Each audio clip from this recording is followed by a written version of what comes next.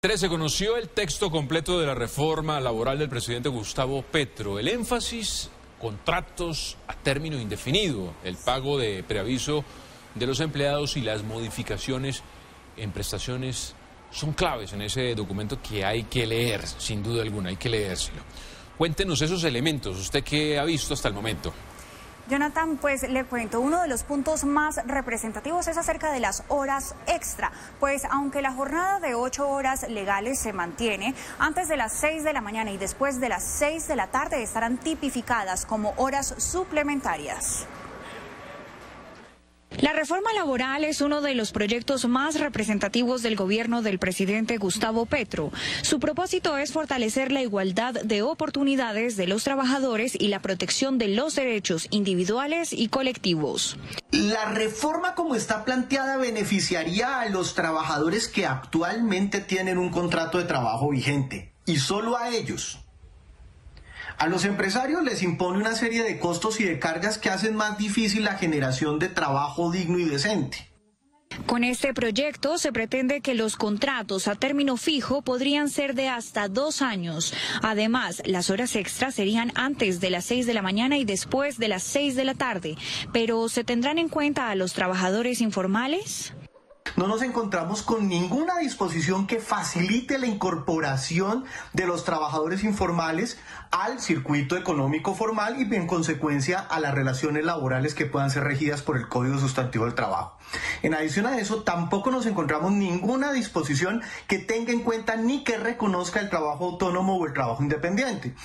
10 son los puntos clave de esta reforma desde el gobierno nacional. 1. La contratación a término indefinido se priorizará. 2. Las jornadas suplementarias serán diurnas y nocturnas.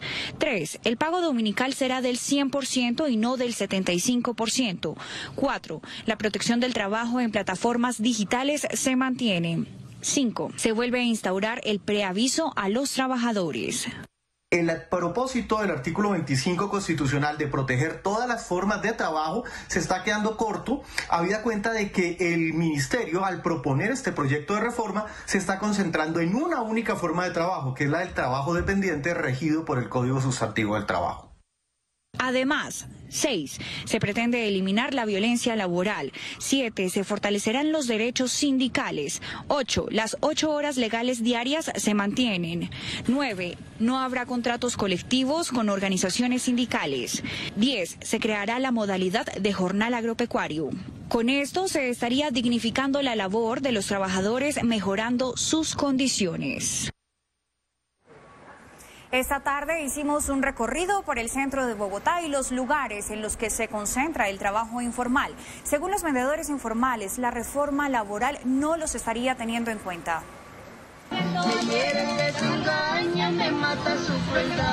No, vivir sabroso no, todavía, es muy duro. Ante la erradicación de la reforma laboral, nos fuimos a averiguar las condiciones en las que trabajan los vendedores informales. Edwin Castro vende correas, bolsos y billeteras desde hace 5 años. Su padre le heredó a él y a sus 6 hermanos cómo trabajar en las calles, pues desde niño se ha ganado la vida de manera informal. Edwin sostiene a su familia y a diario debe llevar al menos 60.000 pesos a su casa. Según él, la reforma lo estaría dejando por fuera. Lo que uno se vaya lo lleva el viento, eso siempre dicen que sí, pero a la hora de los hechos es no. Entonces no creo mucho en eso. Vinimos a recorrer las calles de la capital, un punto de referencia de los vendedores informales, donde a diario trabajan sin importar el horario ni las condiciones del clima. Deberían apoyarnos más a nosotros los vendedores informales que nos la luchamos día a día. Nos tenemos que aguantar el sol, lluvia, frío. Deberían contar también con nosotros, tener, digamos, una opción para nosotros también. De acuerdo con los vendedores informales, el gobierno nacional no los estaría teniendo en cuenta. Que él está pensando en los grandes empresarios, pero no piensa en las personas bajas. O sea, nosotros los que somos trabajadores de calle, que trabajamos en una calle rebuscándonos, arreglando unas llantas o cambiando unas pastillas, cualquier cosa hay un carro. Él no está pensando en nosotros, sino que antes nos manda a la alcaldía a que nos retiren, nos quitemos del espacio público y no piensa en nosotros los pobres. La oficina de Gloria Montenegro desde hace 15 años son las calles. A diario llega a las 11:30 de la mañana esperando que alguien no ocupe su puesto. Eso sí no hay pensión. porque aquí en la calle, ¿qué pensión vamos a tener? No hay pensión de ninguna especie. Pese a que el distrito ha carnetizado a la mayoría de los vendedores informales, brindando mayores garantías, según ellos están desprotegidos en cuanto a servicios de salud, seguridad en el trabajo, cesantías y pensiones.